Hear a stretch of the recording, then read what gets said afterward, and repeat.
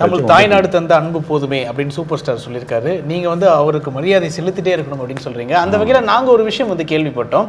எல்லாருமே பூஜை ரூமில் வந்து சாமி படம் தான் மாட்டி வைப்பாங்க. நீங்கள் சூப்பர் ஸ்டாரோட புகைப்படத்தை உங்கள் வீட்டில் மாட்டி வச்சுருக்கீங்களா? அதன் பின்னாடி இருக்கிற காரணம் என்ன சார்? அவர் என் ஒய்ஃப் உடம்பு இல்லாமல் அவர் எனக்கு கூப்பிட்டு பணம் கொடுத்து ஹெல்ப் பண்ணாருங்க. அது நீங்கள் என் ஒய்ஃப் உயிரோடு இருக்கிறது காரணமே அவர் தான் ஆக்சுவலாக.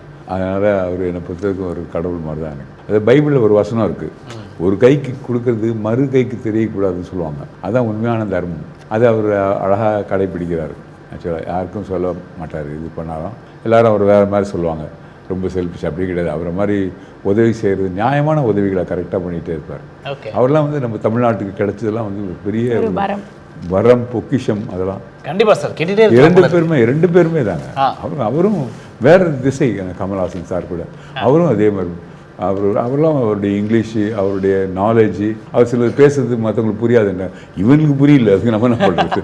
அவருடைய இன்டெலிஜென்ட்டாக பேசுகிறார், இவங்களுக்கு புரியல, நம்ம இவங்கள மாதிரி லோக்கலாக இறங்கி பேச சொல்கிறோம். அது முடியாது அவரால். அவருக்கும் நிறைய ஹெல்ப் பண்ணுற டெண்டன்சி கமல் சாருக்கும் ரொம்ப நான் கேள்விப்பட்டிருக்கேன். ரொம்ப உதவி செய்கிற மனப்பான்மை அவர். ஸோ அதெல்லாம் இல்லாமல் இவ்வளோ பேர் ஆளாக 2 பேரும் வர முடியாது சார். இன்றைக்கி 2 பேர் நம்பர் 1 200 கோடி சம்பளம் வாங்குகிறோம், பேரும் போன இருக்குன்னா அது கடவுளுடைய ராஜயோகம் உள்ளவங்களுக்கு தான் அதெல்லாம் கிடைக்கும்.